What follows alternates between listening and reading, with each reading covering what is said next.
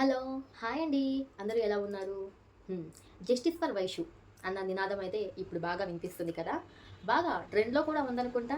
బాగా ట్రెండింగ్‌నైతే సృష్టిస్తుంది. కాకపోతే న్యాయం జరిగినట్టు ఏమన్నా మీకు కనిపిస్తుందా? నాకైతే ఏం కనిపిస్తలేదు. మీకేమన్నా అనిపిస్తే కామెంట్ చేయండి. ఓకే. మన వీడియోలోకెళ్ళిపోతే నా వీడియో గనుక కొత్తగా చూస్తున్నట్లయితే ప్లీజ్ ఒక చిన్న లైక్ చేయండి. వీడియో మొత్తం స్కిప్ చేయకుండా లాస్ట్ వరకు చూడండి. చూసిన తర్వాతే కామెంట్ చేయండి. ఫస్ట్ ఏమైతే కామెంట్స్ చేయకండి. ఎందుకంటే సగం సగం చూసి కామెంట్స్ చేసి వెళ్ళిపోయే వాళ్ళు కూడా ఉంటారు. వాళ్ళ కోసమే చెప్తున్నాను. లాస్ట్ వరకు చూడండి. నేను మాట్లాడిన వాటిలో ఏమన్నా తప్పులుంటే నేను సరిదిద్దుకుంటాను. దాన్ని కూడా గమనించి కామెంట్ చేయండి. ఓకే. వీడియోలోకి వెళ్ళిపోదాం. అసలు సమాజం అనేది ఎటుపోతుంది. జరిగే సంఘటనలు చూస్తుంటే చాలా భయంగా ఉంది. మేబీ ఇదే కలికాలమేమో అని అనిపిస్తుంది. అసలు మనిషికి మనిషి చంపుకునే అంత ద్వేషాలు, పగలు ఎందుకండి? ఉన్న ఈ చిన్న జీవితంలో చాలా ఆనందంగా గడపాలి. కానీ అదేది లేకుండా మనిషికి మనిషికి మధ్య పగలు, ప్రతీకారాలు, కోపాలు, ద్వేషాలతో చంపుకునే వరకు కూడా వస్తుంది. ఇంకా మనం మాట్లాడుకుంటే మొన్నకు మొన్న యూట్యూబర్ వైష్ణవిని తన భర్త చాలా దారుణంగా అయితే చంపేశాడు. ఇంకా చంపింది కాకుండా తను ఇంకా లేనిపోయినా తప్పించుకోవడానికి సాకులైతే చెప్తున్నాడట. అంటే వాడు తప్పించుకోవడానికి 100 సాకులు చెప్తే వాళ్ళు వింటూ ఉంటారు. అదే కాకుండా తన భార్య చంపుతున్నప్పుడు నన్ను చంపమాక, వదిలేసేయి, నువ్వు పారిపో, నేను చెప్పుకుంటా మా అమ్మ వాళ్ళకి, నాకు దెబ్బ తాకింది, నేనే కింద పడిపోయాను అని చెప్పుకుంటా అని చెప్పేసేసి తన అంత బతిమలాడినా కూడా చంపేసిన ఆ ఎదవకి ఇంకా ఎందుకు శిక్ష పడలేదు అన్నదే ప్రతి ఒక్కళ్ళ క్వశ్చన్ కూడా. మీరు కూడా అదే అనుకుంటున్నారా? ఇప్పటికీ వైష్ణవి చనిపోయి 13, 12 రోజులైతే అవుతుంది. ఇంకా న్యాయం జరిగినట్టయితే ఏం కనిపించట్లేదు. అంటే ఇప్పుడు మనకి సమాజంలో ఏంటంటే కేవలం డబ్బునోళ్ళకి మాత్రమే చాలా ఫాస్ట్‌గా న్యాయం అనేది జరిగిద్ది. Within 2, 3 days. కొందరికైతే వితిన్ 1 డేలోనే న్యాయం అనేది జరిగిద్ది. అదే ఇలాంటి సామాన్య ప్రజలకైతే న్యాయం జరగడం చాలా కష్టం.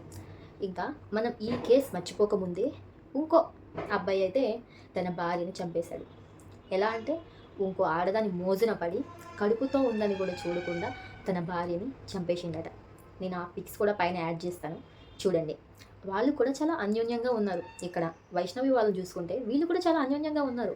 అంటే ఇక్కడ చంపుకునే అంత ధైర్యం, చంపేయాలి, చంపితే ఏం జరిగిద్దిలే అన్న అంత ధీమా మనుషులకు ఎందుకు వస్తుందంటే కేవలం కూడా మన చట్టాలు, మన న్యాయస్థానాల వల్లనే. అంటే వీటి గురించి మాట్లాడే అంత పెద్దగానే నేనైతే కాకపోవచ్చు.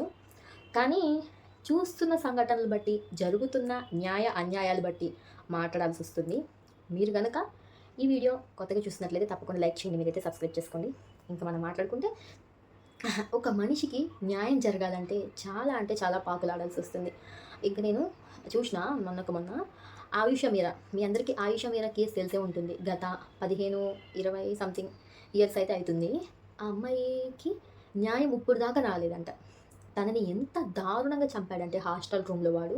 ఆ కేసు కూడా చాలా సంచలనాన్ని సృష్టించింది అప్పట్లో. తనకి ఇప్పటి వరకు న్యాయం జరగక వాళ్ళ పేరెంట్స్ ఇంకా తన పోస్ట్‌మార్టం అయిపోయిన తర్వాత తన అవి ఉంటాయి కదా! ఇంకా అవి తీసేసుకొని నిన్ననో మొన్ననో తనకి వాళ్ళ దానిలో పూడ్చిపెట్టుకున్నారట. వాళ్ళ మతాల్లో చేస్తారు కదా! ఇంకా వాళ్ళు చేసుకున్నారట. అంటే ఇక్కడ ఏంటంటే నేనేం చెప్తున్నానంటే మనకి 12, 20 ఏళ్ళున్న చిన్న చిన్న పిల్లలకి ఇక్కడ భద్రత లేదు. ఇంకా మొగుడు దగ్గర భర్తకి భద్రత లేదు. భర్త దగ్గర పెళ్ళానికి భద్రత లేదు. ఎవరు ఎప్పుడు ఎలా ప్రవర్తిస్తున్నారో అర్థం కావట్లేదు. చంపుకునేదాకా వెళ్తున్నారంటే సమాజం ఎటుపోతుంది? అసలు ఒక మనిషిని చంపేయాలి అన్న ధైర్యం వాళ్ళకి ఎందుకు వస్తుంది? కేవలం ఈ చట్టాల నిర్లక్ష్యం వల్లనే. ఒక వ్యక్తిని ఇంకొకడు చంపిండంటే, ఒకడు మర్డర్ చేసిండంటే వాడికి వెంటనే శిక్ష పడిపోవాలి. అయితే ఉరి శిక్ష అన్నా లేకుంటే ఎన్కౌంటర్ అన్నా చేసి పడేయాలి. అంటే ఒక మనిషిని చంపిన వాడిని జైల్లో పెట్టి ముప్పొద్దులా మేపితే వాడికి ఇంకా ఏముంది? బయటున్న ఇంకా ఇలాంటి మర్డర్లు చేసేవాళ్ళు ధీమాగా అయిపోరా? ఇంకా వీటన్నిటిని చూసుకుంటే మొన్న ఒక కేసు చూసిన, అంతకుముందు ఒక కేసు చూసిన. మదర్‌ని తన బిడ్డ చంపేయడం. ఇలాంటి కేసులు చాలా. ఇంకా వాళ్ళందరికీ శిక్షలు పడినాయా అంటే లేదు. ఇంకా కోర్టుల చుట్టూ, పోలీస్ స్టేషన్ల చుట్టూ తిరుగుతూనే ఉన్నారు న్యాయం కోసం వాళ్ళు. అంటే మనం ఇక్కడ గమనించాల్సింది ఏంటంటే మనకు మనమే సేఫ్‌గా ఉండాలి. మన ప్రాణాల పట్ల మనమే భద్రత వహించుకోవాలి. ఇక్కడ న్యాయం అనేది జరగదు. న్యాయ ధర్మాలు అనేది చూసేది ఈ న్యాయస్థానాలు కేవలం చంపిన వాళ్ళపైన. వాడు హరిగాడు, వైష్ణవి కేసులో హరిగాడు చంపేసిన వాడు జైల్లో పెడితే వాడికంట ఇంకా ఏంటి మోషన్స్ జ్వరము వచ్చేసిందని చెప్పేసి నీరసంగా పడిపోయాడని చెప్పేసి వాడిని హాస్పిటల్కి తీసుకెళ్ళారట. వాడేదో పెద్ద ఘనకార్యం చేసి జైల్లో కూర్చున్నట్టు హాస్పిటల్కి తీసుకెళ్ళి వాడిని హాస్పిటల్లో ఉంచింది కాకుండా వాడికి మళ్ళీ సెక్యూరిటీలు అంటే వాళ్ళ దృష్టిలో పోలీసుల దృష్టిలో మేము వాడిని సేఫ్గా చూస్తున్నాం పారిపోతున్నాడు అని చెప్పేసి. కానీ ఇక్కడ మ్యాటర్ ఏంటంటే వాడిని ఎక్కడ వాళ్ళ అన్నోళ్ళు వచ్చేసి చుట్టుముట్టేసి సాగు కొడతారని చెప్పేసి చంపేస్తారని చెప్పేసి వాళ్ళ సేఫ్టీ. చంపితే చంపనివ్వండి, వాడు ఏం చేసిండు, వాడు మర్డర్ చేసి పోయిండు, వాడేమి పెద్ద ఘనకార్యం చేసి పోలే కదా, వాడు చచ్చిపోతున్నాడు అని చెప్పేసి ఇంకా న్యూస్ ఛానల్స్ వాళ్ళు స్ప్రెడ్ చేసులు ఇంకా వాడు చచ్చిపోయాడు, కర్మ రిటర్న్ కొట్టింది, వాడు భార్యను చంపినందుకు వాడికి ఇంకా తగిన శాస్తి జరిగింది, ఇట్లాంటి థంబ్నెయిల్స్ ఇట్లాంటి వీడియోస్. అంటే వాళ్ళ టీఆర్పీ కోసం న్యూస్ ఛానల్స్ యూట్యూబ్ సబ్స్క్రైబర్ల కోసం యూట్యూబర్స్ ఇవన్నీ చేస్తూ ఉంటున్నారు కదా. వాళ్ళందరూ ఒకటే గుర్తుపెట్టుకోవాలి, ఇప్పటి మందమే హల్చల్ చేస్తారు, ఇప్పటి మందమే. కానీ న్యాయం జరిగేదాకా పోరాడేది ఎవరు? కేవలం వాళ్ళ తల్లిదండ్రులు మాత్రమే. అంతేనా కాదా మీరు చెప్పండి. మన ఆయుష మీర కేసులో చూసుకుంటే కూడా అంతే. వాళ్ళ తల్లిదండ్రులు 15 సంవత్సరాలు వాళ్ళు న్యాయం కోసం పోరాడి అలసిపోయి ఇంకా చేతులు ఎత్తేశారు, మాకు అవసరం లేదులే అని చెప్పేసి. అంటే ఇక్కడ నేరస్తుడికి శిక్ష పడుతుందో లేదో అన్న కన్ఫర్మేషన్లో చాలా కన్ఫ్యూజన్స్ వచ్చి బాధితుల కుటుంబ సభ్యులు చాలా బాధతో ఏళ్ల కొద్దీ వెయిట్ చేసి న్యాయం దొరకక చాలా అంటే చాలా బాధతో వదిలేస్తున్నారు కేసులని. వాళ్ళు మాత్రం ఏం చేస్తారు, ఎంతని వెయిట్ చేస్తారు. ఇలా ఎన్నో కేసులు ఉన్నాయి, ఇంకా జరుగుతూనే ఉన్నాయి, అది కూడా మన ఇండియాలోనే. అదే అదర్ స్టేట్స్లో చూడండి, చాలా అంటే చాలా స్ట్రిక్ట్గా ఉంటాయి. కానీ మనకే ఇక్కడ అలాంటి స్ట్రిక్ట్గా ఉండే న్యాయస్థానాలు అవైతే ఏం లేవు. అంటే మనకి ఇక్కడ ఏంటంటే మన నేరస్తులకి దారి అనేది ఇస్తున్నారు, వాళ్ళకు ఒక కాన్ఫిడెన్స్ అనేది ఇచ్చేస్తున్నారు. అలాంటప్పుడు నేరస్తులు ఎక్కువైపోతారు కానీ తక్కువ ఎట్లయితారు చెప్పండి. 2020లో ఒక సంఘటన జరిగింది, అదే సంగీత రెడ్డి సంఘటన. అయితే ఆమె గురించి మీకు అందరికి తెలిసే ఉంటుంది. 4 అబ్బాయిలు ఆ అమ్మాయిని రేప్ చేసి చంపేశారు. సజ్జనర్ సార్ వితిన్ కొన్ని డేస్లోనే వాళ్ళకైతే ఎన్కౌంటర్ చేసి చంపేశాడు. అలాంటి శిక్ష అనేది మళ్ళీ ఇప్పుడు కూడా కంటిన్యూ అవుతూ ఉంటే ఇలాంటి సంఘటనలు జరిగేటివే కాదు, వెంటనే శిక్షలు పడిపోతాయి నేరస్తులకి. కానీ ఇప్పుడు అలా జరుగుతలేదు, కేవలం అప్పుడు మాత్రమే అట్లా జరిగింది. ఇంకా అప్పుడు జరిగిన తర్వాత కూడా చాలా వరకు కేసులు తగ్గినాయి, ఇలాంటి నేరాలు కూడా చాలా వరకు తగ్గినాయి. మళ్ళీ ఇప్పుడు స్టార్ట్ అయినాయి, రిపీట్ అవుతూనే ఉన్నాయి. ఇంకా కొన్ని కేసులు చూసుకుంటే తల్లిని బిడ్డ చంపడం, భర్తని భార్య చంపడం, భార్యని భర్త చంపడం, ఇలాంటి కేసులు ఎన్నో. ఎవరి దగ్గర ఇక్కడ భద్రత అనేది లేకుండా పోతుంది, ఎవరి ప్రాణాలకి వాళ్ళే బాధ్యులు. మొత్తానికి మన వీడియోలో అన్నీ అయితే కవర్ చేసినామని అనుకుంటున్నాను. ఇంకా మన వైష్ణవి గురించి అయితే చాలా యూట్యూబ్ ఛానల్స్లో చాలా మంది కంటెంట్ కోసం పిచ్చి రూమర్స్ అయితే క్రియేట్ చేస్తున్నారంట. అవైతే రాంగ్.